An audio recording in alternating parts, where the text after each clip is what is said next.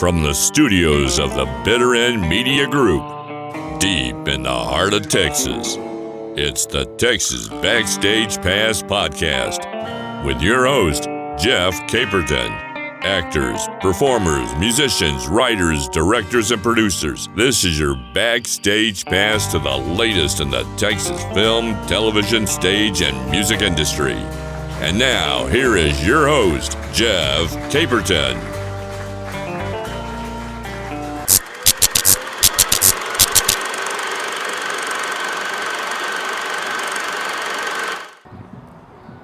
Hi everybody, and welcome to another edition of Texas Backstage Pass. I'm your host, Jeff Caperton. We're on the road again this week. We're in Austin, Texas at the Southwest Regional Folk Alliance Conference. This is an organization of songwriters that comes together once a year right here in Austin, Texas to get together, celebrate their craft, write music, play music with each other, and just celebrate their industry and their art. We're going to have a great time. We've got a lot of great interviews, and we've got a lot of great music coming at you too. These guys just literally meet up in the hallways and start jamming together. So we've had a really great few days. So stay tuned. We've got some great interviews coming up. We've also got some great music coming up. So stay with us right here on Texas Backstage Pass. Let's go inside. Hey everybody, we're here with Dallas Allen. She's the Executive Director of the Southwest Regional Folk Alliance, and she's also the conference chairman. She's going to tell us a little bit about what it takes to put this thing on and how long they've been doing it. So let's talk to Dallas Allen. Hi, thanks for coming on the show. Thank you for coming and joining us this week. I had a great week. This has been something. Yeah. I got to listen to some great music, and I even made a few friends. People liked you? No. How about that? It doesn't happen often, but you know. So, this is the Southwest Regional Folk Alliance Conference. It's a part of a larger organization called Folk Alliance International. Okay. And there's 5 separate regions. All of the different parts of the country, or all the states are divided up. Like the Southwest is Texas, Oklahoma, New Mexico, Arizona, Colorado, and Mexico. And then there's the Northeast and the Midwest and the Southeast and the far west, which is kind of the Oregon, California area. Oh, okay. And so every one of the regions have their own conference, just like this. Yeah, I hear there's one coming up in New Orleans that everybody's kind of excited about. Now that's the Biggie Wow. Oh, okay. That's the mothership of Folk Alliance International, and there'll be 2,000 or 3,000 people there. Wow. Yeah. Wow. And they move around, and it's every year in January or February, and then we go to Canada every 5 years. Okay. Because that's they're all, right, it's an international organization. Right. I started going to the big conferences back like in the 90s, and then one of the regionals started, and then another one, and then somebody said, did I want to do the Southwest? And I was like, sure, you know. And so in 2000, I started it. I didn't know what I was doing, but you figure it out. Right. And it is just such a relationship-based community. The music, particularly the folk and the songwriting, and but every faction of music has its community, and sometimes it's just fun to mix them up. Yeah. And kind of try to bring them together. And somebody might say, well, I don't want to go watch cowboy poetry. And then when they do, they go, oh. Wow, that was neat, yeah. And so I feel like that's part of, I used to produce a festival, and that's always been a part of the job, the mission, is to expose people to things that they think they might not like, or that they haven't heard before and they realize they like it. Or if they don't, it's okay. Yeah. Another person might. That was kind of a common thread I got in a lot of the interviews that I was doing when people were talking about their careers and how they got started and how things progressed along. Well, I met this person at this thing, and he knew this guy, and he did this, and we wrote a song together, and then this happened, and they literally would just talk about all the relationships that came into their life during the time that their careers were progressing along. Well, and it's conferences like this that foster that. Sure, and it also gives them a place to, I've done so many events, songwriting retreats and things where somebody might live down the street from each other, but they didn't know they were both songwriters. They thought they were alone in the world. Yeah. I'm the only one that does this, and it's so hard, and and then all of a sudden the guy down the street becomes, and then they form a community organization, which is, again, we take this into all of our states, and we do these conferences in one day. We compact it to let people in Colorado or Arizona or New Mexico know that it exists, that they can be a part of it if they want to.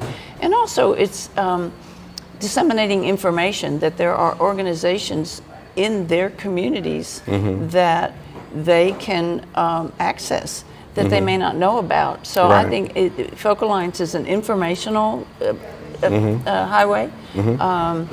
When you're a member of Folk Alliance, they do online seminars, and there's discounts to the conferences, and I think membership is like $99. And once you're a member of Folk Alliance, you don't have to pay any other membership fees. If you go to the conference, you pay conference fees, but otherwise you're a member of where the region, like if you live in any of those states and you join Folk Alliance, you're automatically a member of that region, and you can vote for the board and that kind of stuff. Very nice. And so, you know, it's totally reasonably priced for everything they offer. Well, I think it's important too that they realize if you're just a guy or a woman living in, you know, small town in Colorado and think, well, I'm writing songs, but who's going to ever know about it? How am I ever going to meet anybody?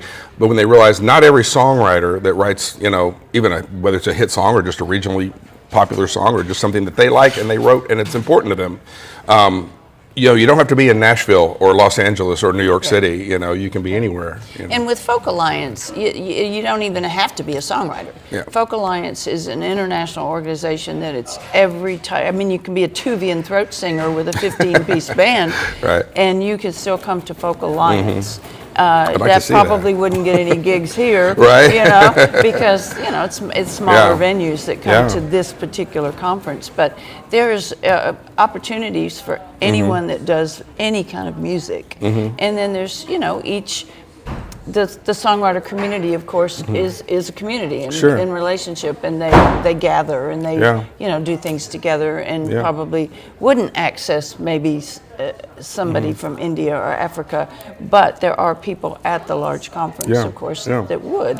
And at this conference, we have a lot of, you know, smaller festivals. We have a few large ones that come as well, but smaller festivals, coffee houses, house concerts, you know, the venues that you know, somebody opens up their house, they might have usually a solo, but maybe 2 or 3 piece could work, and each one of them are different, and you know, it's an additional way. That's the other thing, is learning additional ways to use your writing and to get your music out. You know, there's library gigs, there's, you know,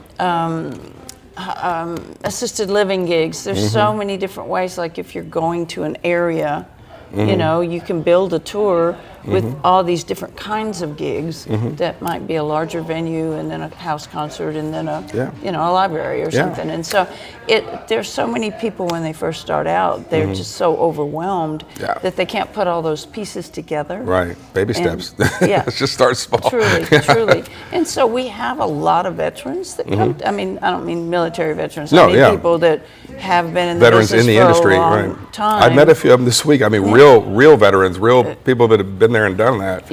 And they are here for the younger people to realize, just because you think it's really hard for you right now and you're never going to get anywhere, you know, that if somebody is 40 years old, they were in your shoes 10, 20 years ago, and it's you know, it's not reinventing the wheel, it's just doing the work. And 1 or 2 right connections, 1 or 2 right meetups somewhere, a new relationship with somebody could be that thing, you know, that trigger that launches somebody into who knows what. So. And it's peer to peer. Like I could tell you that this is the most wonderful conference in the world, and I think you should come.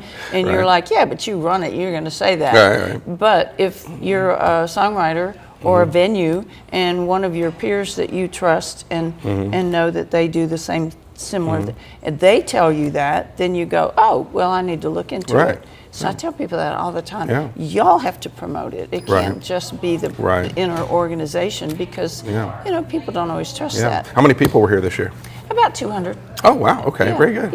Yeah, that's average. We went up to over 300 before COVID, Right. and we haven't climbed back up to Yeah. that again. But my belief in why I would do this and why we all volunteer to Right. do this is if there's 200 people here, those 200 people get what they need, they get served, Yeah.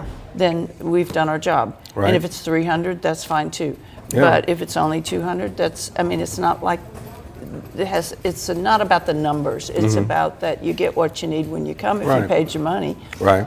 you know? Well, and I've been looking around too. I mean, people, attend conferences like this and they tend to, and they just think all this stuff just kind of happens automatically. It doesn't happen automatically. There's Yeah, right. getting the registrations done, getting the venue and coordinating meals and Oh, breakout Lord, rooms yeah. and sound systems. do you know what a BEO and is? whatever. I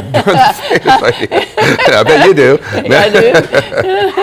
Yeah, so it's a lot of work, and I'm sure you do a lot of it. I'm sure you have a volunteer staff that helps you out as well. I do, and a board, and and just So it's not all you, but it's a lot you. yeah, people have a tendency to say that. Well, I mean, I just noticed this week, the week I've been here watching everything. You're everywhere, seeing to everything. You've just been buzzing around like a little bee the whole week. Because I'm a dictator. No.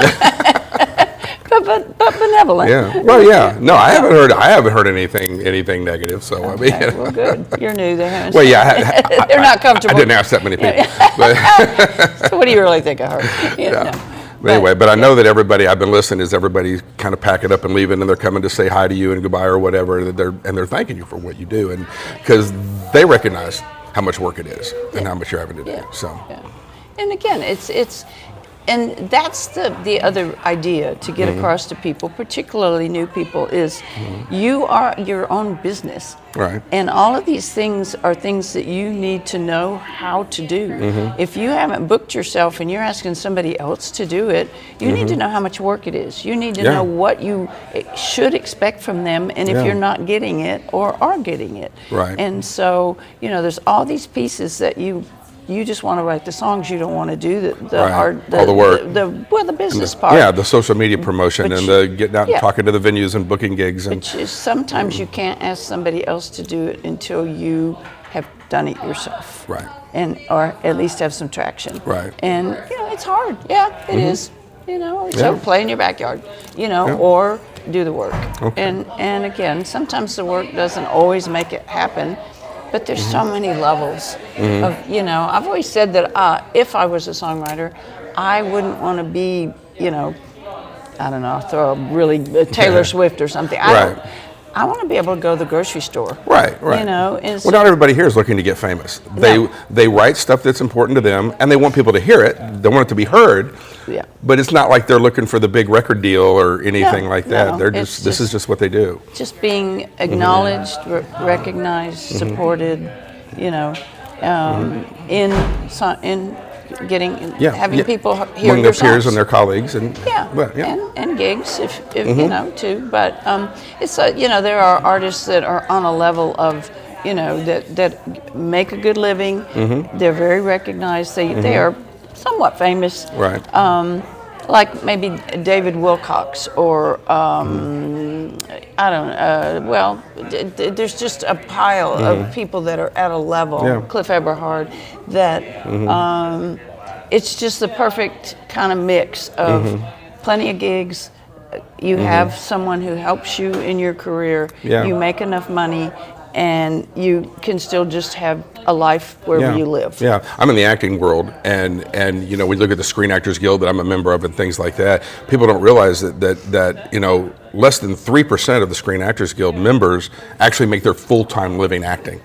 Yeah. It's very little. But there are a lot of people out there who do make a living, a full-time living, a good full-time living as an actor. You never heard of them. Right. You don't know that they do all these little supporting roles everywhere, and they make a good living. They're not living in Beverly Hills. They're not wealthy. They're not whatever.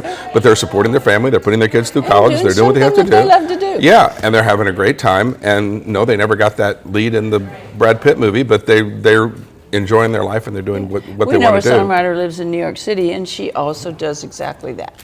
So she has several groups that she's in. She does solo gigs, and she posts stuff on Facebook. I'm the secretary this week, you know, Right. and she posts a picture of how her character looks, you know, Right. in this particular role, and she does a lot of that, you know. And we have a friend, Dan Navarro, who he has been president of the Actors Guild, and he's LA, and he's also seriously songwriting. You know, he's been on all the boards, knows all of the ins and outs of both industries, and he does voiceovers for Disney. Yeah. I mean, for all of the, like, Encanto and all of the, you know, the big movies. He was the evil guy, the voice for the evil guy in, what was the one, it's like the devil, and maybe it might have been Encanto. One of them, the Book of Life. Oh, okay, right. And he was like the main voice. Right. But you didn't see his face. Right. You know. Yeah. And then he sang, sometimes he's the singer of the songs in the movies like Encanto and some of those. And, you know, again, it's a, you know, and we had a panel this weekend about writing books. If you're a really good writer, what is another way you can express your writing that isn't just songs? It's writing a memoir or poetry or even a fiction, you know.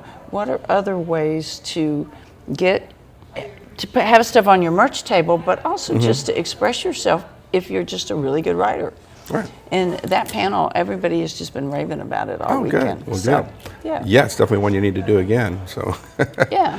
Well, that's great. Well, look, I know you've got a lot to do. People are breaking down, and people but are if I waiting sit to talk here, to they're you. doing it. No. Oh, okay, there you go. But there's people wanting to talk to you and things like that. I want to let you get back to it. So I'll give you the opportunity. If there's anything else you want to talk to say about the organization or about the industry, next I year, give you a chance. Southwest Regional Folk Alliance is back in Austin at this hotel, September 23rd through 27th. Registration's already open? Yeah, well, it is on Good Wolf ticketing service, and it's not updated on our website yet because it just isn't. But so the registration for 2026, I'd say give it a week or so. But most people register further down the line. Right. But well, who knows your schedule a year from now? You know? Yeah. And so you don't have to be a songwriter or even a musician to want to come to this. We have people who come just because they want to get to hear all the music. Right. If you're a venue, an agent, a manager, anybody that's invested in the music industry in any way, this is a really great opportunity to see so many people all in one place. That's great. Yeah. Well, Dallas, thank you for all the hard work you do, and thank you for letting me wander around and stick my head in the doors and listen to the music. I had a great time and got to listen to some great music. Met a lot of great people, and even I think I made a couple new friends that I've got information on and will stay in touch with. So thank you for allowing me to be here and for doing our little podcast. To join us and you know, you have given artists another opportunity that they haven't had before. And again, that is my belief, is that's what we are here for, is to find the youths of the world that are interested, that can then give the artists opportunities, new opportunities. Sounds great. So I think you are a perfect fit. Oh, well, thank you very much. I appreciate that. Dallas Allen, Southwest Regional Folk Alliance. Yeah. Did I say that right? Yes, you did. SWRFA. SWRFA. Thank you. You're welcome. Well, guys, here we go again. We got another opportunity to sit down with another songwriter who is very well known and really, like you said a minute ago, have been in the thick of things. You know how the sausage is made. That's right. Here and in Nashville and in other places, and a lot of people don't want to know how the sausage is made because it's not always a pretty thing. But Wyatt Easterling is here. Wyatt, appreciate you coming on the podcast and talking with us. Absolutely. Tell us a little bit about yourself. Well, I'm primarily a singer-songwriter. And my career, I moved to Nashville, Tennessee in 1981, just a young pup. Yeah. And after a few years, I finally made my way into getting a publishing deal. I was about to sign with CBS Records, actually, and Sony bought them. Oh, okay. And so all of the deals were off the table. They kept Johnny Cash, Waylon Jennings, and Tammy Wynette. The rest, you know, we were all out of there. However, the fellow who was running CBS at the time, the president, was a guy named Rick Blackburn. And he called me up a few weeks after my disappointment of not getting a deal and said, hey, I'm going to run a publishing house for a little while. Would you come write for us? And I did that for a couple of years. He had a non-compete, so he couldn't run another label. And then Atlantic Records came along, and I thought, man, I got my deal. This is fantastic. I can't wait. It's my favorite label. They had everyone from Ray Charles to, I think, Crosby, Stills and Nash, and the oldie goldies, if you will. At any rate, Blackburn, who was had run CBS and was now going to run Atlantic, he said, "No, I think I want you to be the head of A&R." And I was like, "Whoa, wait a second." Yeah. And he literally said, "You don't want to be an artist. That's a shit job." Yeah. And I said, "Well, I'll do this for because it's a job that lasts maybe 2 or 3 years. You want to talk about musical chairs? That's one of them." Yeah. But I did that for 2 or 3 years, and I signed John Michael Montgomery, Tracy Lawrence, Neil McCoy. Okay. And they all did quite well. In the millions of sales club. I left Atlantic and joined ranks with Miles Copeland, who had IRS Records and was the manager for the Police and Sting. Oh, okay. And big songwriting fans. So we opened up a publishing house in Nashville. That was great fun. We created what was one of the first retreats where we had artists come in and write with our songwriters towards their projects. I mentioned it to Miles when we first opened the company, and he didn't really know what a songwriter retreat was, but I said, "You've got IRS Records," which he owned. You get the Bangles, the Go-Go's, all of these great artists, any of them that need material, send them to Nashville. We'll set them up to write, and maybe a state park cabin or something like that. And Miles literally is just pacing back and forth in front of my desk, and he stops and looks at me and he says, "I have a chateau in the south of France. We'll do it there." I was like, "Chateau?" I literally asked him. I said, "Is that a castle?" Yeah. "Of course it is. It's a chateau." And I go, "All right. I'm here in the middle of Nashville, Tennessee." Right. But to his credit, if you give that man an idea that's worthwhile, and he'll go after it. 2 months later, we were in the south of France at his retreat with Glenn Tilbrook and Chris Difford from Squeeze. Who else was there that trip? All of my songwriters. I'm trying to remember who else was on that particular trip. Doesn't matter now, it was so many years ago. However, it just continued to grow, and so we started doing it in the spring and in the summer. Oh, wow. No, excuse me, the fall and the spring. And had everyone from Bon Jovi to Carole King to Cher to Olivia Newton-John. Keith Urban was in the management company with Miles. So it was an amazing event. Yeah. And that went on for really grew into 12 something. years or so. A lot of great relationships forged out of that. I bet. And then I was kind of longing for getting back out and playing live. So I resigned from that company. And they've continued doing the retreats some, but not like we did back then. So since then, I've gotten very involved with Folk Alliance. I've sat on the Folk Alliance International Board, and then been a huge fan of SWRFA. This is one of my favorite. Yeah. This is my first time here. This is really something. Yeah, this is really something. It's quite a lot of fun. I go to SWRFA as well, Southeast Regional Folk Alliance. And I'm going to go to Folk Alliance in New Orleans. New Orleans? Who can resist? I mean, it's New Orleans. Orleans. New Orleans, yeah. That's going to be a lot of fun. Yeah. So I continue to make, I do produce. I say always, but I like to produce in Nashville because that's where my toolbox is. Right. I know all the guys that I Yeah. have used over the years there. And but I continue to make my own albums and tour and play out listening rooms. And that's kind of where I am these days. Yeah. I've just released a new single called Between Us that's out on all the platforms, you know, Spotify and Amazon and on Apple, so forth. So I'm pushing that right now. Right, yeah. Now you were an executive back in the day when an album was an album. Back when we actually had record stores. And, you know, I know that a lot of you kids out there don't know what that means, but... Shoot, I lived in LA when Tower Records was over on Sunset. And I'd spend hours in there. Oh, God. It was so great. Going, flipping through.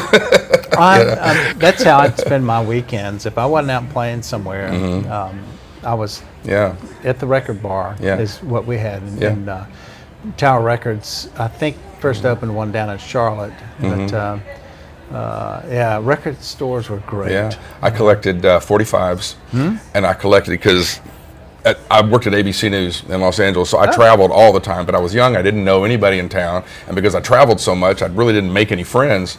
So I would go to the comedy clubs at night, and I would go to concerts, to bars where there was live music, and so I saw a lot of the big artists before they were big artists, and I collected garage tapes back when they would make the cassette tapes in their garage. I had a Bon Jovi garage tape. I had a Bangles garage tape.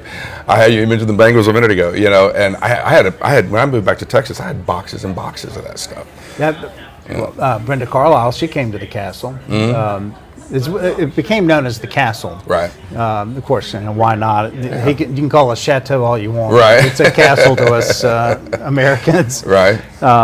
Nashville was really good to me. I got to work with people like Keith Urban and Paul Thorne. I'm not sure if many of your listeners would know of Paul, but he's kind of a cult favorite in the Americana world. I was in the right place at the right time. Yeah. And it was really. Probably didn't feel like it at the time, but no, because it's when you did get that first contract, and don't really feel like you're in the right place. Nashville's always been called a 5-year town. I have no idea what it's like now, but it's true. If you, I got some friends we can ask. if you showed they're out up, there beating their drum trying to get something to happen. So if you showed up and you kept your nose clean and showed people that you were willing to work. But back in the time that I first got there, they didn't have classes at the universities on they had just started teaching at Belmont University publishing and music business, but it was brand new. I mean, I think they had that offered as a summer course. So for the rest of us, you learn from the mailroom up. Right. You got thrown into the deep end of the pool and you either swam or you didn't. Or sank. Yeah. Absolutely. So at what point in your life prior to going to Nashville, at what point did you start trying to write music and start and realize that, hey, I'm kind of good at this. I have some talent here. Who told you had some talent? It's really interesting how it all kind of came together for me. I was living in Chapel Hill, North Carolina. My father was with the medical school there, and he was the vice dean, and the dean at the time was a guy named Ike Taylor, whose son was James Taylor, Livingston Taylor, Hugh, Kate, Alex, that whole crew. And as a kid, I was always just amazed at watching these guys. A very eccentric family, and I loved them dearly for that. Livingston and I were very good friends, and James was kind of gone before I was old enough to even really leave the house by myself, but he was off in England. So I had great influence watching those guys. I didn't really learn how to write. I mean, like a lot of us back then, the singer-songwriters were, just amazing teachers. If you learned their songs and how they were put together. I didn't really learn to write until I got to Nashville. I started doing co-writing sessions with some of the established writers there. And, at that time, a lot of them would take you under their wing if they saw some potential. And I was very blessed to have people like Don Goodman, who had numerous hits at the time, take me under his. Actually, he told me one day, he said, "I tell you what, Wyatt, if you'll help me coach my kids' soccer team, we'll start doing some co-writes, and I'll show you whatever it takes." Exactly, and which I did, and I loved it anyway because I'd played a little bit of soccer, not much. I wasn't a great coach, but I could teach them how coach to material, dribble. but yeah, I could teach them how to dribble the ball. And we're talking like 7, 8-year-olds, so it was just a lot of fun anyway. It's just running back and forth down the court. Exactly. Help them when they skin their knee and they get back into the game, that sort of thing. But Don taught me a whole lot. And then Nashville at the time, you could go to places like, the Bluebird had just opened up. And I started playing at the Bluebird right at the very beginning. I think it had been open a month, and I got a show in there. But the best part of that experience was that you would meet other songwriters, and you start to develop a clique that allows you to have kind of a tribe of writers that you can work with and grow with. And eventually, back then it really was one for all and all for one. Yeah. When somebody had some event happen for them, whether a label put their song on hold, meaning that nobody else could play it for other artists until they decide if they're going to cut it or not. Right. Whether they got a cut or not, you would go celebrate deal, with them because you say, hey, something's happened. We were seen by the label gods and acknowledged. I don't know what it's like right now, but it seems to be a whole lot more competitive and not nearly as friendly, which is too bad because we're just making this stuff up as we go. Oh yeah, So I very early on, and then one of my closest friends in junior high had moved from Nashville with his mother back to the Raleigh-Durham Chapel Hill area after his father and mother divorced. His dad was John Loudermilk, who was a huge songwriter in Nashville.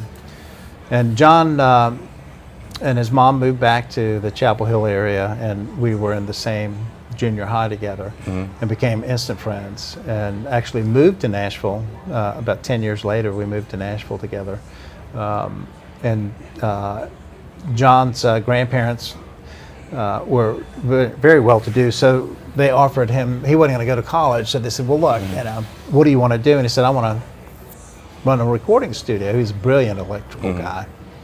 And so we built, at the age of 23 or so, we built this full-fledged recording studio. Wow. Because of his connections in town and the family name, the first client was Chet Atkins. He came walking over across the street from RCA and said, let me see what you boys are doing here. And so we sat down, and we had, it was as I mentioned, a full-fledged studio. As a matter of fact, the first big cut out of there was a song from John Anderson called "Just a Swingin'." Yeah, you remember that? Absolutely. I came out with, I remember that. I'm not going to say how old I was, but I came out of it a long time ago. I was quite young, but it was, I just remember walking around the studio singing the song, just thinking it was silly as all get out. Yeah, but, man, silly it was worked. A huge number silly one worked. song. Yeah. But that's when I began to really appreciate a good country song and what it meant to write a really good country song. It was fun. Just a swingin'. Yeah. Well, there's 2 in the morning while we were working in the studio. There's deep, meaningful songs, and then there's, swinging. Oh, it was just a really cute song. And that was quite a lot of fun. And John's a great guy, John Anderson. So that was the beginning of my my career in Nashville, or actually the beginning to the when MP3s came out, it decimated Nashville. It really, really knocked us down because we lost. 85 to between 90% of our income stream. I can't remember what the website was back then, Napster or whatever. Yeah, just all the pirating and everything. It took a long time for the technology to catch up to where you could control the licensing and stuff. Well, it still had. Spotify is such a unwieldy, ogre, giant that they can set the rules because they control. It's their ball and bat, so to speak. We were able to make some inroads because it's still intellectual property. Right. But their attitude is, well, we'll just take you off the platform and you won't get on at all. Right. So when you see something like what was it, All About the Bass, Meghan Trainor. Oh yeah. They came out of Nashville. She it was a demo. She was the demo singer and the writer, and Sony LA said, "Oh, like this is the cut." Unwitting or the unintended artist that she became. So, which I love seeing that. It's great for her. Yeah, it's fun. But she and her co-writer, and I've forgotten his name. They made nothing on it. It streamed 1 billion times, and I think they got $20,000 each. Which they sure got her name out there. Yeah, got her name out there. I remember I was in Connecticut doing a movie when that came out, and I remember riding. I was in a car. They picked me up at the airport. We were in Newark, and we were driving up to Connecticut.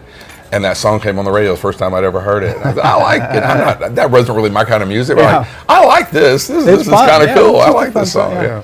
All about and then I heard it again like 20 times that day. I heard it like it got on the playlist, and they just really over and over. When you think about it, the number of times that was streamed, if that were on terrestrial radio, meaning a radio station that has an antenna, broadcasting old broadcast that you could pick up on a car radio, didn't have to be satellite, just a car radio, it would have been millions upon millions of dollars for them and the publishers. But with streaming, which is still kind of, for me, an unknown commodity, I'm not sure how they decide to pay out. Whatever the algorithms are, it's always in their favor.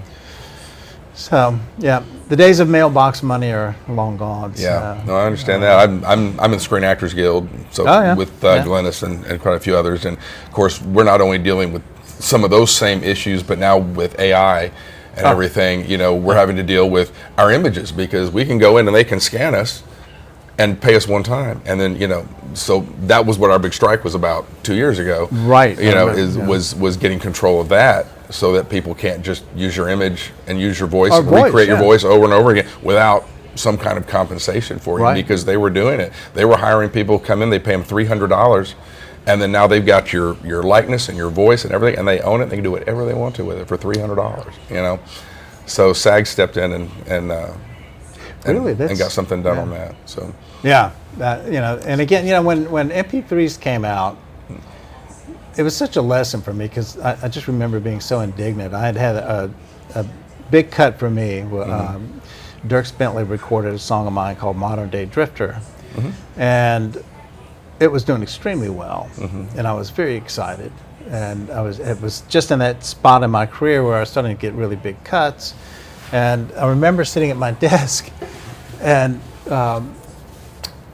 seeing this little piece. Some person had responded to the song and said, I think this is a wonderful song. It's helped me through my divorce. And I'm like, this is why we write these songs. I'm just so glad it helped. At the very bottom of it, she said, if you want to rip this for free, go to this link. And I jumped out of my chair. I was like, what the fuck? I'm calling my lawyer right now. And then I stopped and I just sat down. And I went, it's too late. The cat's out of the bag. Yeah. This is an industry interrupter. That's what they call these type of events. And I realized that at that moment, it almost crystallized right in front. I thought, well, Congress is supposed to protect us. Right. But obviously, the people involved with Napster and any of those companies have got such powerful lobbyists in D.C. Well, they're making so much money at that point. They're paying the lobbyists. They're paying off the and the lawyers and everybody else. Paying off the politicians, and they didn't protect us a lick. Now, because we have, what is it? You guys have got the FBI. Right. They go after people pirating film, and ours doesn't have quite the teeth that the FBI did. So, we just, songs were for free at that point. Yeah. And there was nothing we could do about it. We couldn't stop it. The dam broke, all the content was just flowing out. Yeah. So it's a shame. And the model's never really, been created that satisfies. I mean, everybody needs to get paid. And that's what was beautiful with the old model. You go in, you sign an artist, you go into the studio with some songs that you've gotten from the publishing houses, or the writers, or the artist writes them. You make the record label, starts doing publicity, sends the artist out on, radio tours. They start sending the records to the stores. Everybody's got a job. Publicity, all of that combined could help, if the public liked it, create a star. And it wasn't streamlined, but everybody had a job and they knew what it was. Yeah. Now you've got to do everything. Yeah, all yourself. And as an artist, it's very daunting. Well, I'm sure it takes away from your creative time. Oh, absolutely, absolutely. And it's not the fun side. So. Yeah, but now you're back out and you're playing. Yeah, and you're doing live music. And I am. Yeah. Yeah, I saw your show last night. It was great. We had a great time up there in in the showcase room, and that was fun. That was a lot of fun. I had a good time. I had to leave. I had another interview to do, so I had to leave about halfway through the show, and I really didn't want to go. Well, thanks. But I really appreciate you taking the time to talk to me today. It's been my pleasure. I appreciate it very much. I'm having a heck of a time. This is my first SWRFA, so I'm. Glennis brought me, and I'm just like, I'm having the time of my life because I love music. I love live music, and I love walking up on these impromptu jam sessions in the hallway. It's a big reunion too. Yeah, each year you think, am I going to go down to Austin? I love Austin, but more than that, I get to see all my tribe, my friends. Yeah. That's a lot of 20 fun. guys sitting on a hotel bed, strumming guitars. Exactly. Yeah, exactly. Too much fun. Well, thank you so much. I appreciate you very much. Very interesting conversation. I know that everybody enjoyed listening to it, and it was educational as well. But it's fascinating, and I mean, for me, it's very fascinating just to hear about it and you were there for kind of the evolution over.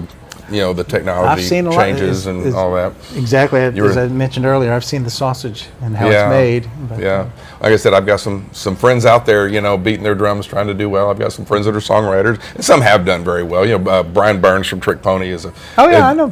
Is a friend of mine. He's a great guy. He and his wife, and a few others. Clayton Quisenberry goes by Clayton Q. A few other guys out there just, beating their drums, trying to do it, and also getting on the road and doing shows and sleeping in a van and doing what they got to do, to get it done. We do what we got to. Yeah. Speaking of, if anybody's interested, you can go to my website at www.wyatteasterling.com, and you'll find music and links to videos and that sort of thing. Yeah. So. Wonderful. Yeah. Well, I appreciate it. Any social media that you want to put out there? Wyatt Easterling Music at Instagram. And, please follow me. All right. Thanks, everybody. Thank you, Wyatt. And, you're welcome. Thank you. We'll see you on the next one. Well, here we go again, folks. We've got another great songwriter and entertainer here to talk to. We've got R.B. Stone. R.B., appreciate you. Thank you, bro. Taking time to sit down with me. I know you're staying a little late just to have some time to talk to us. So it's all worth it. I appreciate you taking time for me. Appreciate that very much. You've been in the business a long time. 20, how many years? 42. 42 years. Wow. I'm only 41. Oh, okay. Well, there you go.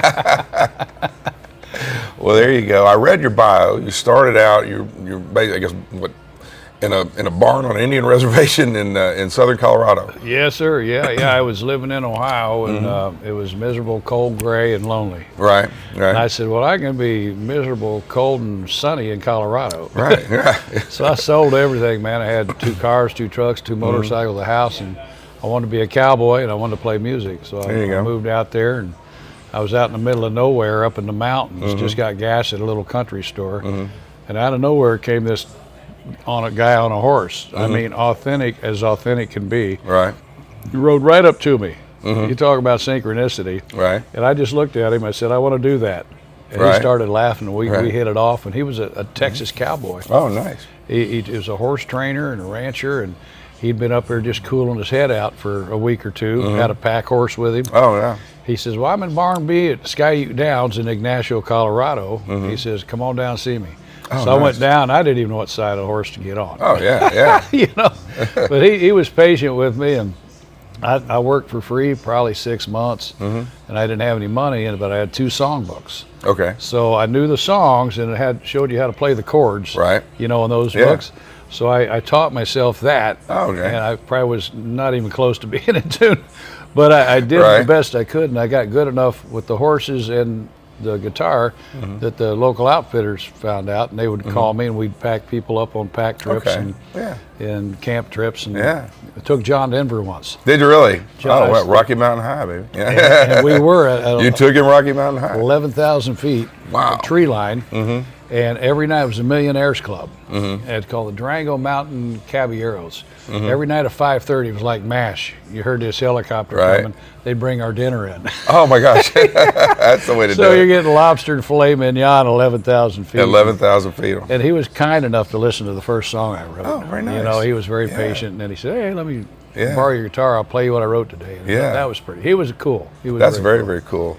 My wife is from Evergreen, Colorado. Oh yeah. And so she's a huge John Denver fan. Saw him at Red Rock and everything else. Sure.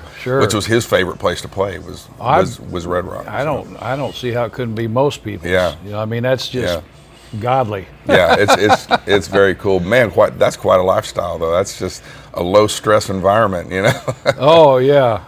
Well, I made $35 a day. Yeah. All I could eat and drink. Right. Heavy on the drink in those days. Right. Yeah. So, but we had fun every time we'd ride out of those mountains. I'm going, why am I leaving? Right. Oh yeah. You're just so at peace, you know. Yeah. But got laid off one hunting season. Some guys canceled, so I set up in a bar probably 30 by 30 and just played for tips and a place to sleep and eat. Okay. And put a band together. Okay. And that was about 82, 83. Okay. And man, it just kind of took off. Yeah. You know, we started just doing the regional thing and made an album and just went from there. All of a sudden, you were a working musician and songwriter. I was a working musician. Yeah. It was fun playing all the dance halls.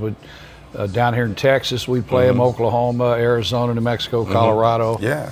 And loved it. I think my first 2 big gigs were in Texas. I was in Austin with Earl Thomas Conley. Okay. Right. Probably 1985-ish at the Lester Palmer Auditorium. I don't even know if it's still here. I don't know if it is either. And then the Oil Palace with Johnny Rodriguez. Right, yeah. There was like 2,500 people, and you know, they look kind of small because they seated 8,000 or 10,000 or whatever. Yeah. Well, those were, and we probably wasn't that good back then, but they were very kind. Yeah, I bet. Well, that was going to be my next question. Was like, once you started doing that, when did people start noticing you, and maybe you get some interest from people, and hey, this guy's good. Maybe Well, honestly. I wrote a song on my second album called Frank and Jesse, about Frank and Jesse James, and there was a little record company down here in Tyler called CBT Records. Okay. And somehow he got a hold of it, and he says, "Man, let's do something with this." So we put it out on his label as a single, and I did a video down here in Old Magnolia. It's a western town over by, you know where that is? Exactly where it is. No kidding. Yeah. So we did this cool video, and then it wound up on CMT. Very good. Early, probably 93, 94 maybe? Yeah. Something like that, early 90s. And so I got some national blast with that. Right. And I didn't think anybody saw it, but I was in Albuquerque. Some girl said, "I saw you on TV." And I said, "Hey, it worked, you know." Right, yeah. So we didn't get a lot of play on it, but, you know, we got some. So just that, then, you know, just kind of doing the regional thing. And then I started renting to a promoter. There's a lot that goes in between that, but he was doing stuff in Japan with the military. Okay. And that was with Little Joe down here. Oh, yeah. He's a buddy. I did a movie with Little Joe. No Yeah, I way. sure did. Oh, he's the coolest, man. He's awesome. He's super awesome. He is so cool. He's such a great entertainer. Yeah, he played a gangster. Oh, no kidding. Yeah. Yeah, it was a Damien Chapa movie called Mexican Gangster 2. he probably, I could see him doing that. Yeah, I could see that. You know, he's probably nice, but he'd probably kill you in a nice way. Yeah. But I love Little Joe, and then in those late 80s, early 90s, I ran into Gary P. Nunn. He was up in Oklahoma doing a chili cook-off, which he used to do a bunch, and he'd carry his own PA and everything. So I gave him actually that same CD, or cassette at the time. And he heard the tune and calls me, "Man, I love this song, can I have it?" And I said, "We worked something out." You know, and it was admirable. And so he opened all the shows with it for years, called Cutting the Rug Till the Cows Come Home. He tweaked a few things to Texify it, you know. Right. He had to make it his own. But it's great. And so we've been buddies ever since. I'm going to try to see him this weekend. Oh, good. And he cut another one, 8 or 9 years ago, called Cowboy Boots and Telecasters. Okay. And this was out of his wheelhouse. Right. But he killed it. He blew my version away. Yeah. I said, "Who did you have play on this?" It's like a Southern rock thing. I go, "Gary P. Go Skinnerd." You know, so that was so cool, man. Somebody like him that's written such great songs. Oh, yeah. I mean, he's just such an icon, and, you know, that, you look at him, that's Texas. Oh, yeah. You know, it is, and, you know, like Doug Sam and all those guys. God, I miss his stuff. I was watching some old Austin City Limits with Doug. Oh, yeah. And oh my God, just all those songs, you know. But I remember when Austin City Limits was just a little show, and you'd go over to the studio and watch it. You know, now it's a big old thing. But I remember, you know, I was in high school, and then in the early '90s and stuff. You know, you just go over to the studio and watch the band. George Strait being there, whatever. You know. Yeah, and the song Gary wrote. Yeah. London Homesick Blues. I mean, that was the song, man. That was it. I mean, that for years, that was the Austin City Limits theme song, right. And I know it's changed. It's got more diverse now. Things grow, things change. It's always going to happen. Now they've got the festival, and it's become the festival. It's like 2 cities big, isn't it? Yeah, it's humongous. I didn't go last year, but I went year before. Just huge. And the South by Southwest is huge. It's become a monster. I mean, that's as big as Sundance or any of the other film festivals. And, that's awesome. It's become humongous. Well, Texas is just such a great state, and I'm not saying that because I'm sitting here with you. I just totally love it. I love everything about it. I always have. And Gary used to give me a little static, like, why ain't you down here? You going to come down, Right. So I think I want to migrate at least part of the year. Yeah, part of the year. I've got a lot of friends, and the rock, the country, the blues, the Tex-Mex, all these flavors go over down here. Yeah. And that's what makes Texas such a great state. And more people are apt to sit down with you and say, hey, let me hear one of yours. Yeah. Or do you know any Merle? Yeah. I walked in on a jam session this morning. You were sitting over there playing with some guys. Oh, we were ripping it. Y'all were ripping it. There's some great players here, man. Yeah, there really are. You make fast friends at these places. Yeah. You sit down, just one guy with a guitar, it's like a shark smelling blood. Right. Somebody else sits down, and the whole nest is there, and it just turns into an orchestra. Yeah, I think we had a cello today. You did, yeah. Mandolin, cello, and a cello was some great. slide guitar, and my harps were already packed away. I got to head to Comfort, Texas, to do a gig tonight. So, Hotel Giles or Giles, I think is how they pronounce it. All right, it's a cool place. You'd enjoy it. Oh, I bet I would. Yeah. No, man, that's where, so many people are moving to Texas. I had a friend just moved from Nashville. He's another songwriter. He just moved to Fredericksburg. His name's Bernie Nelson. I know Bernie. You know Bernie? Yeah, Bernie just moved to Fredericksburg, although he's off on tour somewhere right now. In the 80s, yeah. He's had a lot of country music success. He has. As a writer. He has. But, during COVID, Joe Rogan moved here, and now then a bunch of comics followed him. Oh, yeah. And, he's got the Mothership now down on 6th Street, is that where the comedy Mothership, which is, you can't get tickets but 3 months out. Wow. I mean, it's next to impossible to get in there.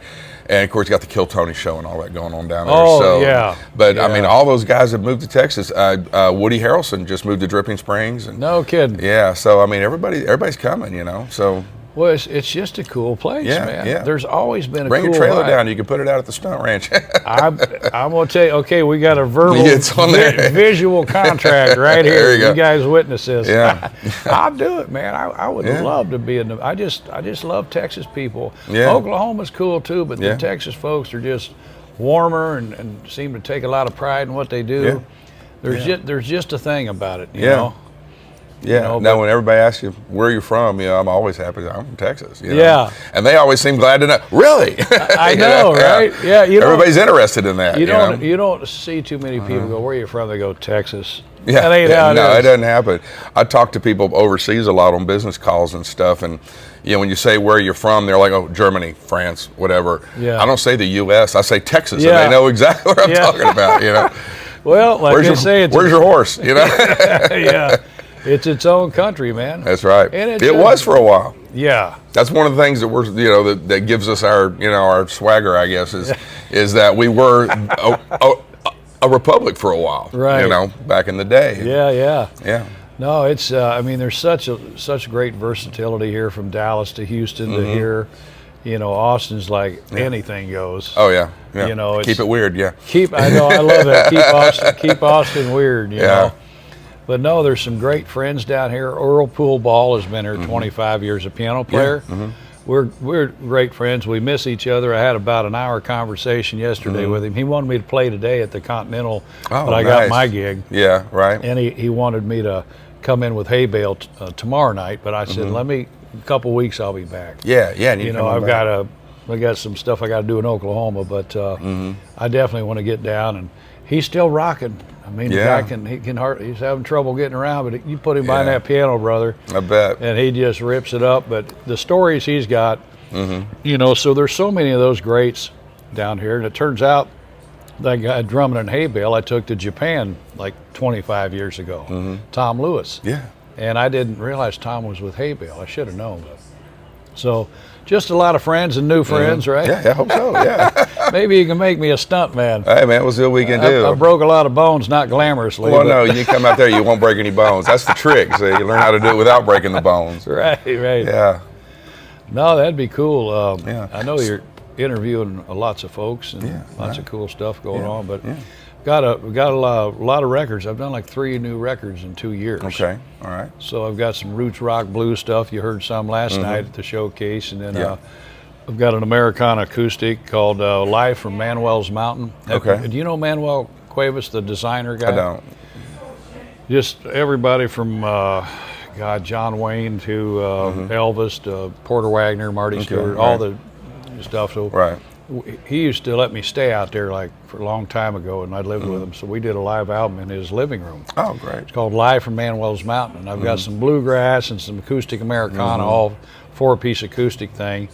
But the last 15 years, I've been doing a lot of blues too. So I'm just finishing my 5th blues roots rock record. Nice, yeah.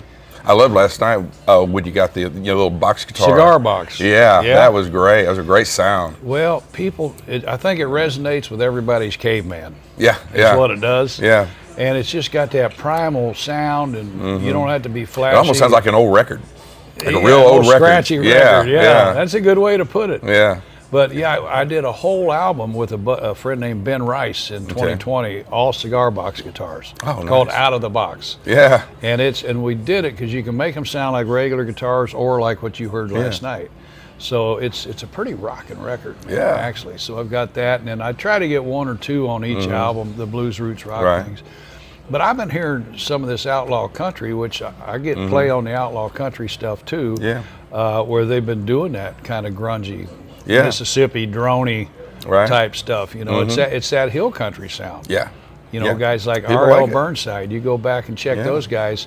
Yeah. And even, Billy Gibbons, man, ZZ Top, I know he borrowed a few licks from those cats as well as, Hound Dog Taylor and those other guys. But I think everybody likes it. Yeah, it's a great sound. You're hearing it here. You're hearing it up in like Kentucky and Mississippi and all up in there. You know, we talked last night about the TV show Justified. You know, the theme song to the show, and that kind of it literally created a new genre called gangster grass because it had like that rap with the bluegrass. That's right. We were talking about mixed together, grass. And it just literally created a new sound. You know, You're right. And it's very cool, and it's kind of cool to be around for the birth of something. You know. Yeah, man. Yeah. I didn't even think of the gangster grass. That makes sense, though, with the lyrics and that. But there's a lot of opportunity out there.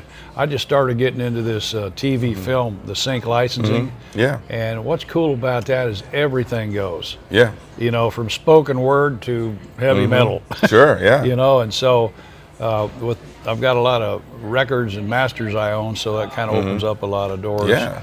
Yeah, stacking the arsenal up. Yeah, I may need you at some point. That's telling if I can ever get some of these deals closed, I may need your help. But songs are us. There you go.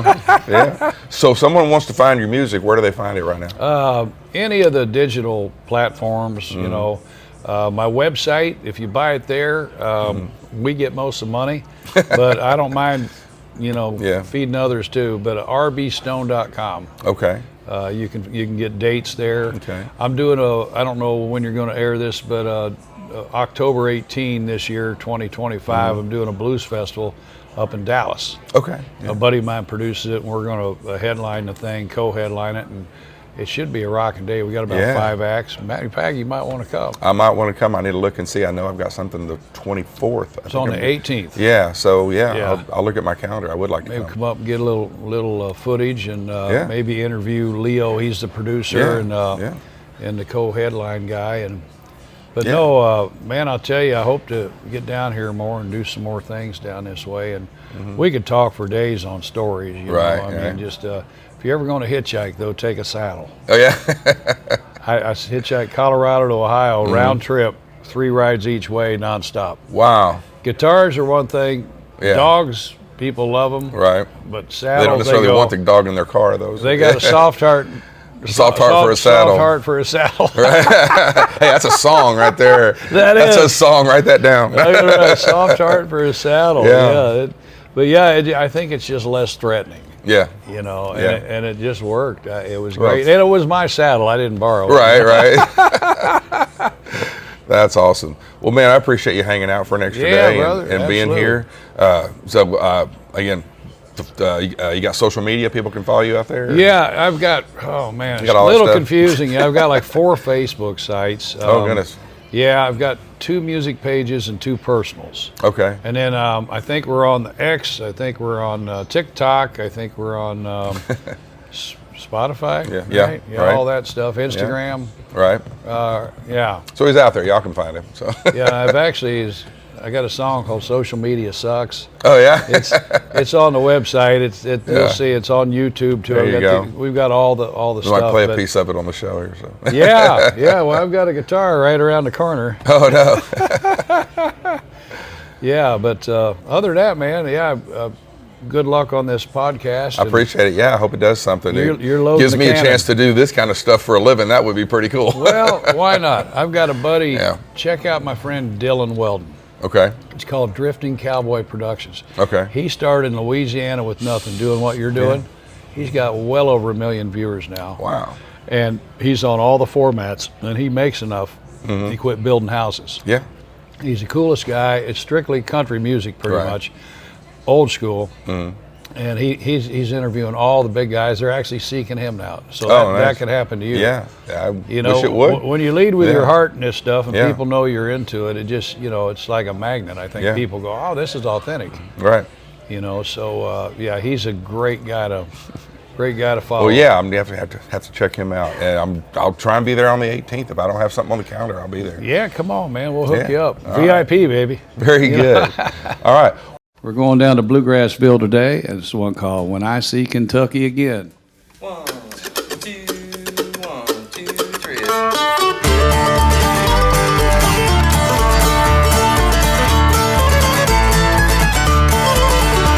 I come from the state of Kentucky, where the tall pine and bluegrass grow.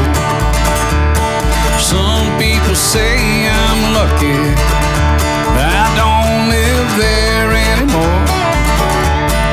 They never met a mountain morning or smelled a wood cook stove. And although it sounds boring, it's the closest to heaven I know.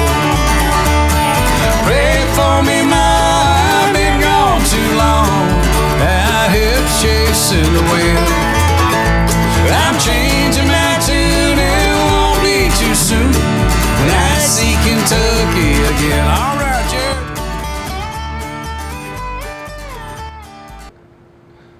Wow, what a fun interview we had with R.B. Stone. What a great guy. I think we're going to be seeing him again real soon and excited about that. Hey, we've got another great interview coming up. We got to talk to a local Austin rising star, Amber Westerman. Let's go upstairs and talk to Amber right now. Texas Backstage Pass continues at SWRFA. SWRFA, did I say that right? Yeah, SWRFA. SWRFA, okay. Whatever feels good. And we're here with Amber Westerman. She's a songwriter and a performer, and I just heard her sing. She's fabulous, and we're going to hear a little bit about her. Amber, welcome to the show. Tell us a little bit about yourself. Thank you. Where are you from? I'm from originally Marble Falls, Texas, about an hour outside of Austin, so pretty close by. I have moved around a lot, though, and I was living out of the state for the past 8 years. And it feels so good to be back home. I love the music community here. Yeah. It's lovely. So yeah. Well, that's great. How long have you been singing? You're young already, so how old are you? I am 30. Personal question? Oh gosh, 33. Oh, are you really? Yeah. Oh, I wouldn't have guessed that. 33, okay. maybe 34 now. Okay. I'm starting to lose track. It's late too, y'all. It's almost midnight. So yeah. But so you grew up here. When did you start singing? Yeah, I kind of sang off and on my whole life. It was actually like my one childhood dream was to be a singer. Leanne Rimes was like my idol when I was a kid. Right.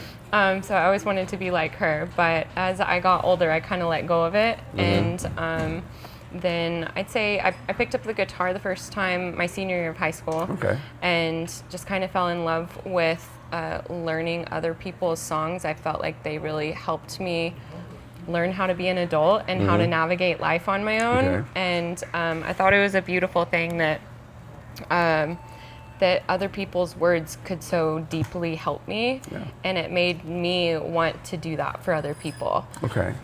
So that's when you decided to write. Kind of what got me into songwriting. I didn't actually really start writing until several years later, because I was so judgmental towards myself and my own thoughts and words. So it took a lot of working through my own mind, and I still battle with it constantly. Well, you're trying to put yourself out there, and if your words mean as much to somebody else as the words you heard meant to you, that's a lot of responsibility. It is. Because you got to put a lot on your own shoulders there. Yeah.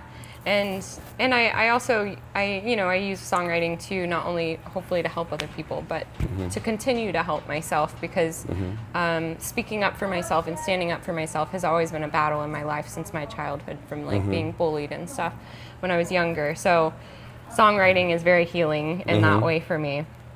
But I really started like songwriting and singing and performing when I lived in Hawaii for a little bit. Okay. And there's got to be some inspiration there. Yeah, a lot of inspiration there. There was a sweet little music community in the town that I lived in. I moved out there to be a farmer, actually. Really? Yeah. Like macadamia nuts or something, or what? There were a lot out there, but no, I was on an organic fruit and vegetable farm. We did like tons of tropical fruits and coconuts and all kinds of things. It was really cool. But while I was out there, the music community inspired me, and that was kind of when I started writing and just like performing at open mics and going out and about. And it's been just fun ever since. I just like keep showing up, and opportunities keep coming, and it's fun. Well, that's great. Yeah. Well, sounds great. So you've told me where you get some of your inspiration and stuff. Yeah. Is there a favorite song that you've written that's your favorite song that you think has a good message, or? I have multiple favorite songs. Is there one that you think has a good story behind it? I feel like... or even a story about writing it. You know, you spilled coffee on yourself while you were writing it or something crazy. Yeah. You know? Well, one of my favorite ones that I've written is my song Sunflowers. It's mainly because it means something to me that like it can mean something else to different people. I just have a very personal story with it. I wrote it with my friend out in Hawaii a while back, and we wrote it originally about chasing dreams, and then a couple years later I flew to Texas. I was living in Nashville at the time, and I flew to Texas to see my grandfather in the hospital because he was battling things, and we knew he was going to be leaving us soon. And I brought my guitar because he was a fan of my music, and played him some songs. And the last song I played him that day was this song, Sunflowers. And afterwards, he looked at me and said, "Is that song about going to heaven?" Oh. And it like brought tears to my eyes and broke my heart, but I felt like it helped him let go. Yeah. And I felt like my song was comforting to him. And when you listen to the lyrics, it does sound like it was written about going to heaven. Yeah. And so it's just got a very deep meaning to me now. Well, it also shows you where somebody else can hear the same words and get an entirely different message than what you were intending. But at the same time, you did exactly what you wanted to do. You wrote words that were meaningful to somebody and helped them in a pretty important part of your life, you know, by being the end of it. you know, that's really something. That's a very 100%. Cool story. I'm glad I asked that question. Well, that's terrific. So now, what are you trying to do with your career right now? What are you trying to do? What's your goals? One of my short-term goals right now is I'm actually working on. My dad is currently training to be my booking agent. Oh, nice! And we're working Keep on it in the family. Me. Yeah, I love it. He believes in my music, and it means a lot to me. Nice, that's wonderful. And we're currently working on getting me to do a house tour around like Texas and beyond. I've been really wanting to do house concerts a lot. Oh, okay, nice. It kind of fits I have a very like calming energy to my music. And so I'm really excited. What? You got to come to Houston. I want to. I'd love to. We'll get you some places in Houston. Yes, let's do it. Oh. So that's kind of most current on my goal list, is doing some house concerts. Okay. And on top of that, shortly after in the winter in January, I'm going to be releasing a single, which I'm really excited for. Yeah. and I'll be releasing a couple songs next year. So kind of working on the plan for that as well. All right. And do you currently have any of your music out there where people can listen to it on any of the venues? Yeah, I have quite a few songs out in the world. They don't really reflect what I'm doing right now anymore. I did them a few years ago, and they were more my Hawaii time inspired. So it's very pop folk.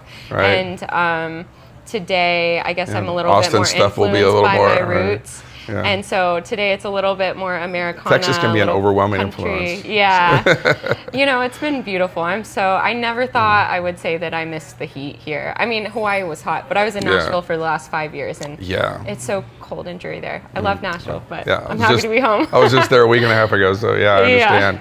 I missed it already, although it was warm when I was there. Yeah, but it's just turning. Yeah. Well, that's great. So, and where can people follow you on social media?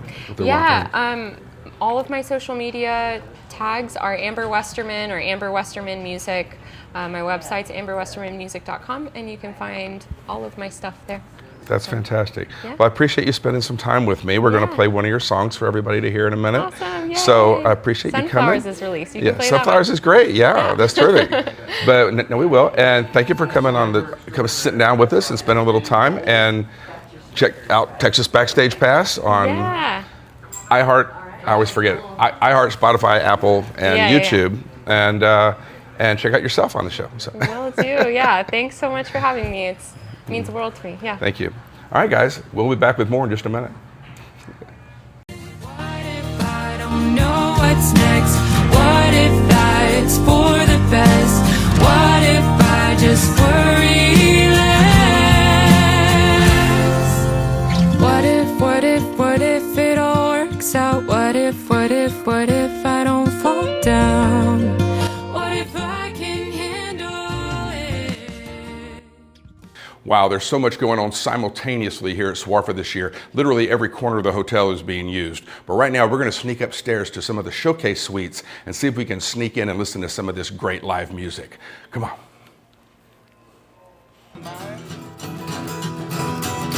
I've been to Georgia on a fast train, honey. But I wasn't born no yesterday. I got a good Christian raising and a education. Ain't no need y'all in a treating days away.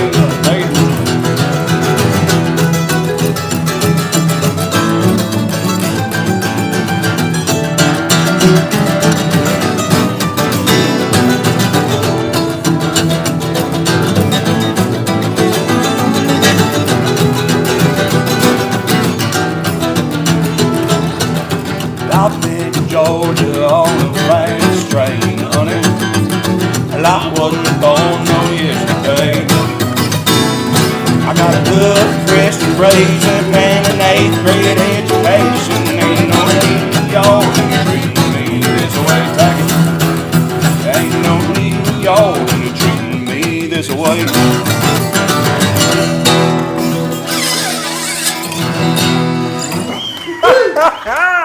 That'll wake you up. You know, gotta let it go. No heartbreaking. No claw marks.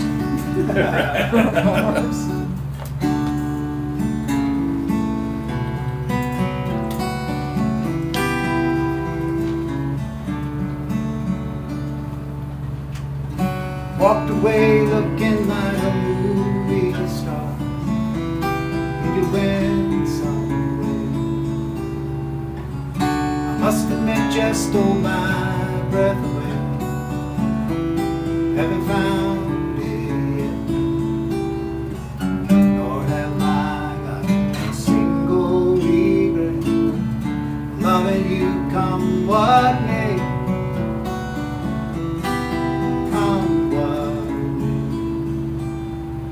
may. Say, do you remember when we met on that late spring day in a roadhouse bar? I was strumming my guitar as that march being played.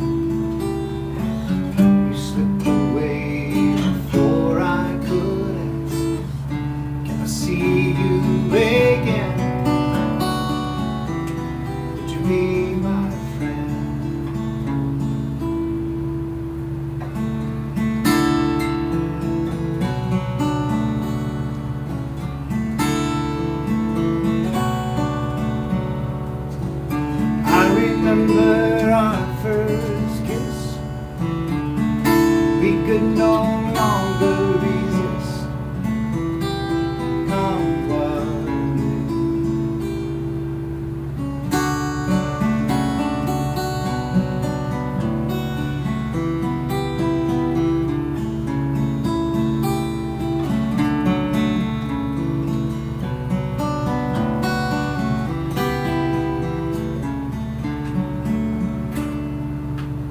Love can be tender, love can be wild, rambunctious child.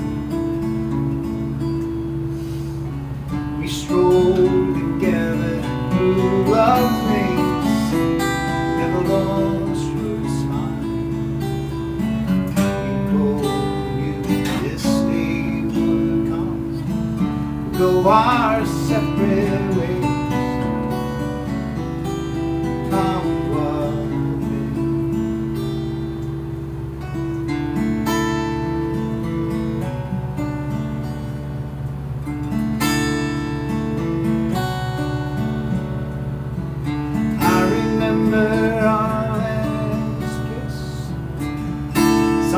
I will never forget. Come quietly. Walked away looking like a movie star.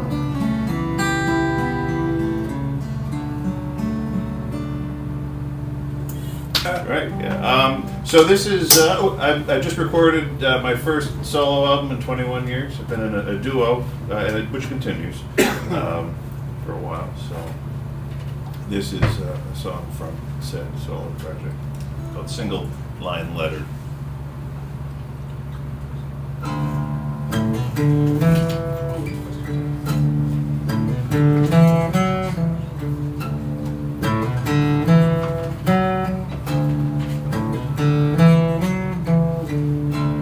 If I could sit down and write a note to my younger self, I wouldn't have that much to say. Some things are better off withheld. If I could spill the secrets of everything that would come to be, if I could introduce myself to my younger me, I wouldn't change much. It isn't because I'm so content, but I'd lose the memory of the pain and everything that meant. Don't try to save me, I'm keeping it together. Gonna write myself a single line letter. It's gonna get worse before it gets better.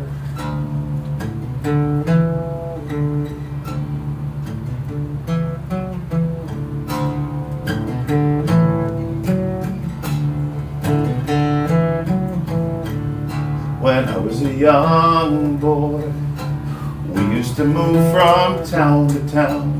The smell of new paint, watching them lay new carpet down, and learning to blend in and try to observe more than I talk.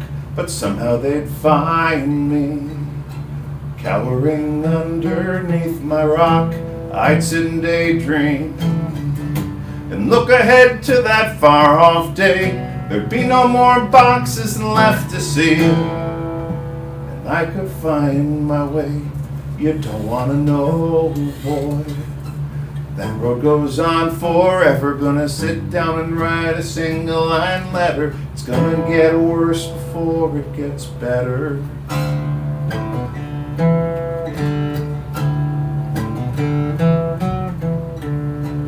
Na na na na na, na na na na na na na.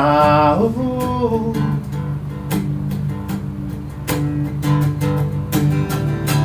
Na na na na na, na na na na na na na.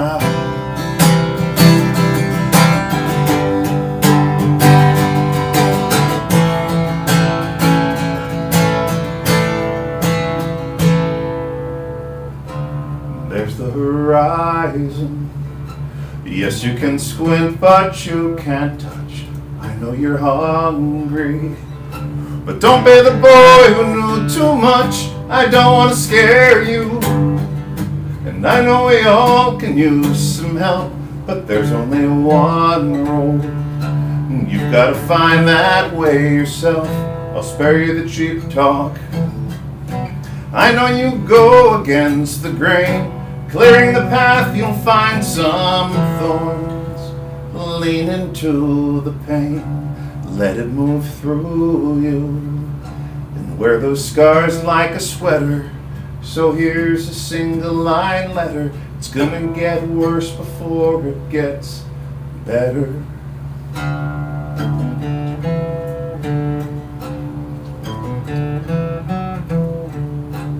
Na na na na na. Na na na na na na na.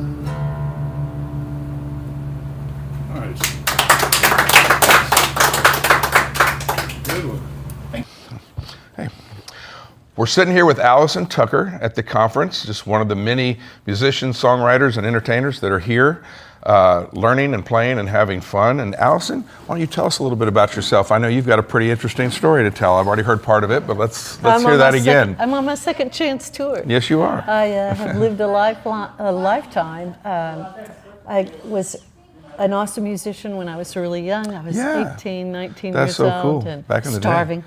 Yeah. This was the time when I went to get gigs. You walked around to all the bars and passed out cassette tapes, right? Absolutely. I want a gig here. Right? Yep. I went to play in corporate America instead, and was in corporate America for 20 years. Fell in love shortly after that, and raised 2 kids, and was happily ever after for about 14, 15 years, and then I got divorced. Another happily ever after. Yeah, surprise, surprise, right? And I got the opportunity, or the second chance, to actually become the person I believe that I was always intended to be, or I hoped I could be. Yeah. So I started to record and perform, and released my first album on June 6th of this year. Yes. Congratulations. That's fabulous. That's really something. I mean, a lot of people, you know, you start out wanting to be something and wanting to do something, and you get distracted and sidetracked. I got married and had babies and did the whole thing too, and I didn't have the babies, but life comes at you fast. Yeah, but did the whole thing, and next thing you know, you're distracted and headed in another direction. And then a lot of times, like, you know, same with you, late in life, something happens, and you get an opportunity. Even though amongst all the other horrible things that are going on, you have an opportunity to kind of reinvent yourself and maybe pursue those same dreams again. So that's awesome that you did that. I'm living proof. It takes courage to do that. It is. I'm a lot smarter.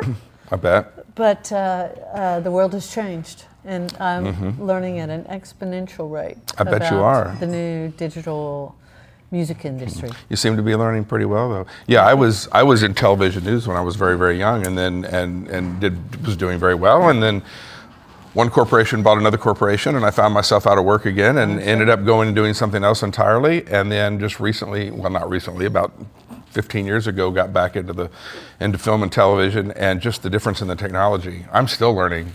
You know, when we used to travel with a news crew, you know, we had big Pelican cases full of equipment, you know, VTRs that were this big. We had to carry 3 of them if we wanted to edit, and cameras and everything else. Now one guy travels alone with a laptop. Sure. Correspondents actually travel alone. It was either a 3 or a 4-man crew. Now these correspondents travel alone, set up a tripod, turn it on, go around and stand in front of it and do their report. I'm waiting for them to develop a transformer PA system. So I don't have to haul the speakers and everything. Oh, wouldn't that be nice? You just push the button and it goes, it turns into a PA. Yep. Yeah, that would be actually very cool. When it transforms back, it should be a dog. A dog. But they can walk, you don't have to carry it. Yeah, that's right, exactly. Less work, more play. That would be awesome. Well, what kind of music do you play? Tell us about your album. What's on, the album is all original music? Yes, I have 8 originals on it, and it's called Where You Used to Be. Okay. I'm guessing where your inspiration came from. It actually turns out to be a review that was written called it a memoir in song. And I realized that it was probably where I used to be. It covers love, loss, rising again, long-lasting love, short-term love. Right. It was a great challenge and treat to choose the songs that went on this album. I bet it was. I did not follow a certain genre. I didn't, you know, although I am, well, I guess the way I talk, it sounds like I sing country. So yeah, I do. And or at least with some country influence. Country folk, Amerikinda. Okay. I'm a great storyteller. Okay. I'm a lyricist that tells stories. Okay. So you drink from the true ballad when you listen to my music. Well, very good. Yeah, you're actually answering a lot of my questions before I even get to ask them. You know, things like where you get your married for a long time. Well, yeah. But you know, things like where do you get your inspiration from? And that one song, obviously, we can tell where some of that came from, and just your life and your story. Have you written anything that was inspired by maybe something you weren't expecting or didn't think, hey, that's kind of a strange idea for a song or whatever, but maybe something that hit you that maybe not necessarily based on your life or based on an experience, but just something that just kind of came to you? And like all musicians that are on a fast-moving carnival ride. That's what I think I feel like. That's what it feels like I'm on. I'm already writing for the next album. Right. And the truth about every songwriter, you know, the last song that they wrote is their favorite. Oh yeah. It's just like the baby of the family. Right. And I'm probably the least political person I've ever met. Okay. And in this world, it's really that can be a relief to say that. Yeah, but it can also be a nice thing. Yeah. I wrote a song last May called "The Kindness of Strangers," and it kind of is the way that I can move through the world in all the chaos that's going on. Because over the last year, I have experienced so many moments like this. Like Glenna said, "Come on, you know, sure." Just moments from people that owed me nothing, knew nothing, and just helped my career or gave me a great song idea, you know, out of the blue. And it's kind of the way that when things get pretty crazy and tough these days, I need to believe in the kindness of strangers.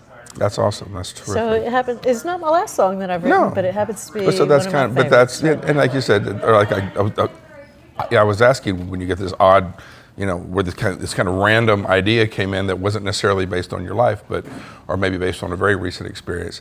But when you have a song like that and it's your baby, it's your favorite song or whatever, no matter what it is, as you're writing that song, how do you know when a song is finished? How do you know? I mean, I know you're constantly tweaking this and tweaking that and changing this, and how do you like, okay, this one's done, this one's finished, or I'm still playing with this one. It's not quite ready for prime time, you know. For me, the fruition goes all the way through the first performance. Okay. I have to see if it lands. Okay. With my audience. Wow.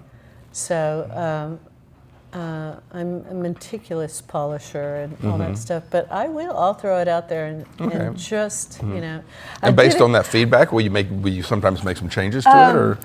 Oh yeah, and I have you know, some very dear friends that are collaborators. Okay. And I go, is this the right line? Right. Or you know, or you know, one of them could go, I just really hate this part, and I'll turn around and another one will go, oh, the way you lift on that chorus line, and it's exactly the same. It's one the same part, right. So I make a judgment call, right. and You're not gonna throw it out there in front of the people that are really.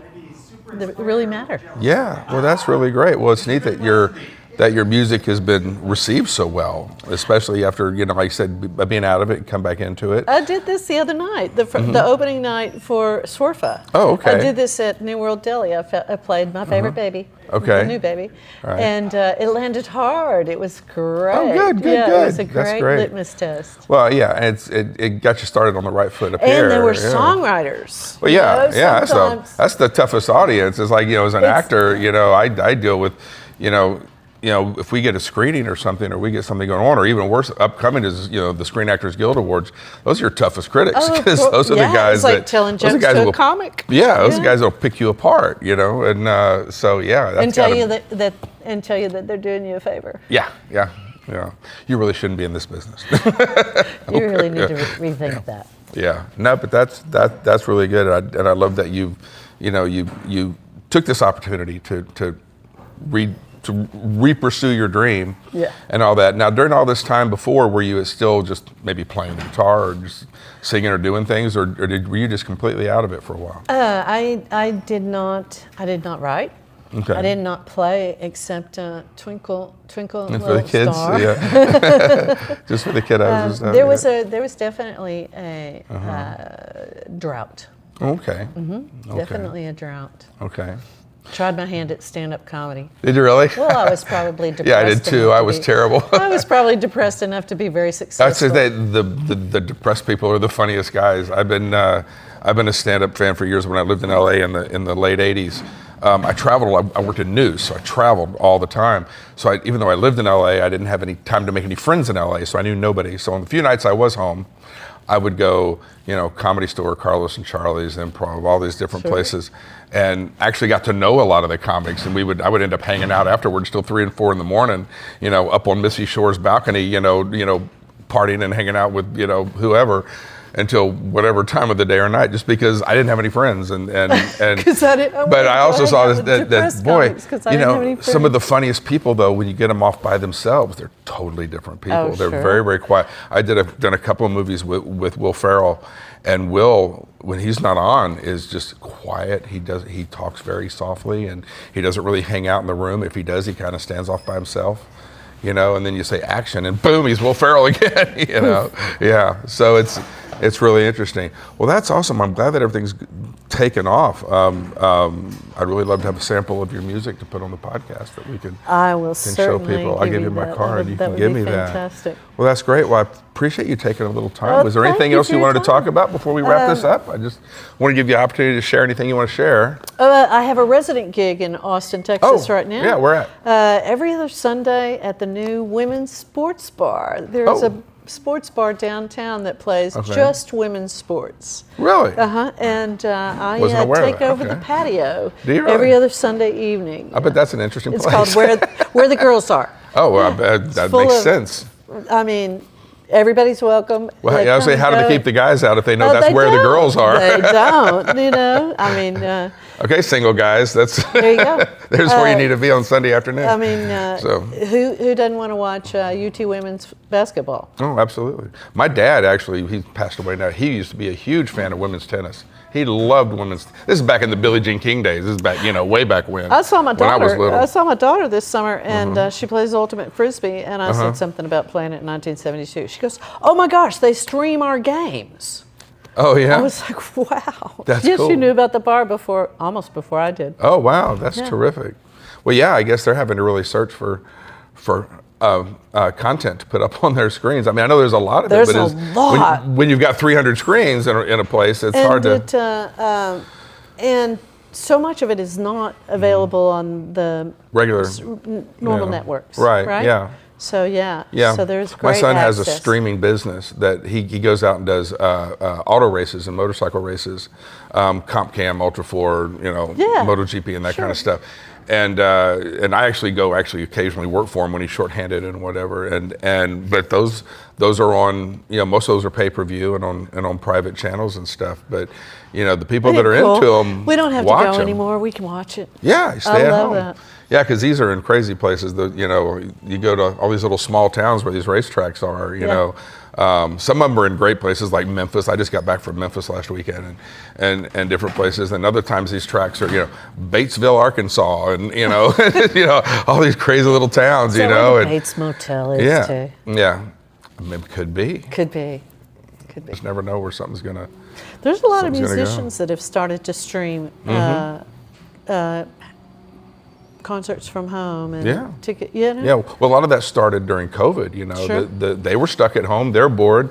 All their fans are stuck at home, they're bored. Sure. So there's a country singer. He's actually from here in Texas. Named Dale Watson. He sings a lot of country songs I know who Dale Watson trucking is. songs. I know who Dale Watson Dale's a is. friend of mine, and he's a great guy. During COVID, he was streaming every day. But what's funny, the problem he was having, he would stream over Facebook. And of course, he owns the copyrights to his music and to his recordings. And so, but Facebook kept cutting him off because copyright influence, copyright. And they kept throwing him off his stream, and he's like, "It's me, like it's me. That's an original song. It's me." It's the original. I'm the papa. Yeah, it was. Really, we were just talking about that last weekend, but no, it was, a lot of people did that. Comics did that. A lot of stand-up comics did that. I remember when Jimmy Fallon started doing his show again from home. Sure. You know, he would be in his living room and his guests would be in their living room. They're still a little doing it. bit. It's not, you know. Yeah, it really changed television and music Everything. a lot, because Changed now the there's world. things you would have never, had we not gone through that, you would have never thought or even tuned in to watch anything like that. And now that's just part of our entertainment, you know, menu of things to do, you know. So that's really amazing. cool. Yeah. It's pretty amazing. Yeah. It's like selling CDs. Yeah. Who has a CD player anymore? No. What you were talking about, carrying the cassettes around. Right. When I lived in LA, like I said, in the 80s and early 90s, you know, again, I would go to the comedy clubs, I'd go to these different, you know, bars and stuff and hear bands that were just trying to get started up, and I would, you know, $2 you buy a CD at the front door. I mean, not a CD, a cassette at the front door. And I had boxes. When I moved back to Texas, I had boxes and boxes of cassettes. But I had Men at Work. I had Bon Jovi. I had a garage tape that was recorded in his garage of Bon Jovi. What's the girls? The Bangles. I had a garage tape from the Bangles. I had boxes of this stuff. Because I had bands that you know, a lot of them you never heard of again, but a lot of them went on to, you know, these were the bands that were upcoming in LA at the time. Yeah, these were guys that were playing at the Whiskey A Go Go and the Key Club, and you know, and all these great places, and that's where I got most of those tapes. Plus, I had tons of 45s, you know, Ike and Tina. I mean, all these crazy. I have a very eclectic taste of music, so I had just boxes and boxes of 45s. Sure, you know, it is what it is. But well, anyway, I appreciate you taking the time to visit with me. I know there's a lot going on at the conference, and we'll get all this put together. I'll get you some music to go with this. Yeah, do that. And I'll be playing this weekend. I've got some private showcases. Oh, okay. A couple tonight. I can't tell you what time. Okay. Well, by the time this airs, they'll be over. So. Oh, good. This will air at the end of next week. Check me out at 1972. Yeah. Where do people find you? Where do people follow you on social media? Allison.com, ALISONTUCKER.com, Allison.com, AllisonTucker.com. Instagram is Allison Tucker Music. Facebook is Allison Tucker Music. Threads is Allison Tucker Music. Okay. So not hard to find. Google Allison Tucker Music. As long as you can spell Allison, you're going to get to the right girl. You can find it. All That's right. Well, that's great. Well, again, thanks a lot. And y'all stay tuned. We got a lot more coming from SWRFA. Such a pleasure, Jeff. Pleasure. Thank you.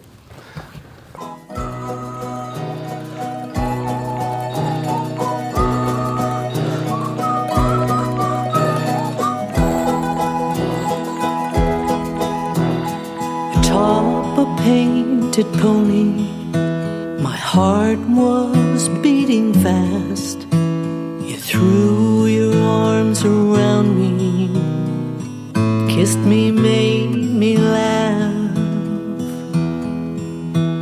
I grabbed the worn out leather around its neck of gold and whispered to you softly, never let me go.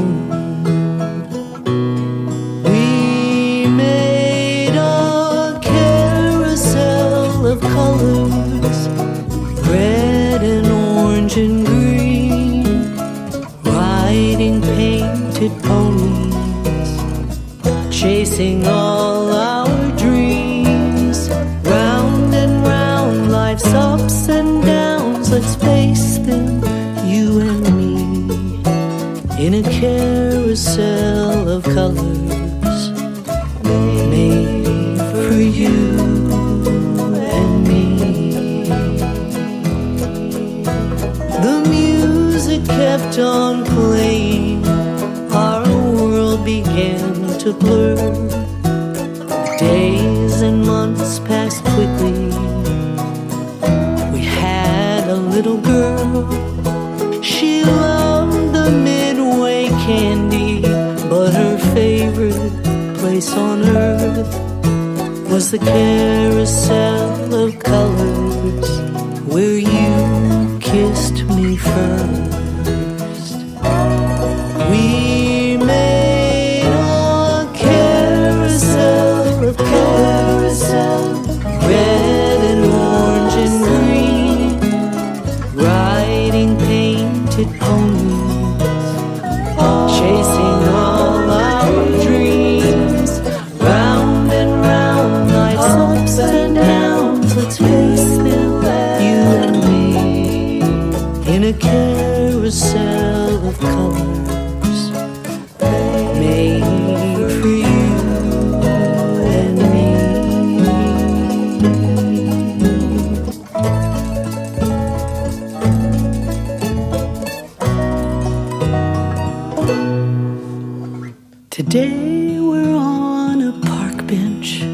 just listening to the sound of the pretty painted ponies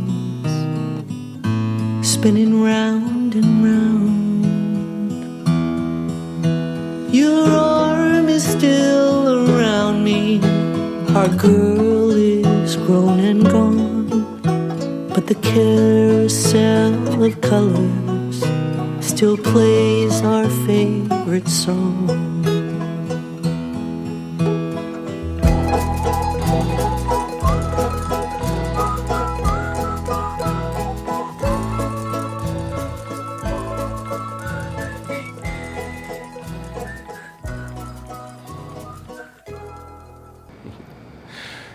Hey everybody, I hope you've enjoyed this little glimpse we were able to give you inside the Southwest Regional Folk Alliance Conference here in Austin, Texas this year. Obviously there's so much going on and so much going on simultaneously and so many wonderfully, wonderfully talented people here. There's no way that we could have brought you all the interviews and all the music that we wanted to even do this conference justice. But you know, if this is your industry, look into attending the Southwest Regional Folk Alliance Conference next year. There's also other regions, so if you're in another part of the country, you know, they have other conferences there too, and they're also part of a larger alliance, as we heard during our interview with Dallas Allen. So in the meantime though, if you've enjoyed this content, please click like, please subscribe to the show.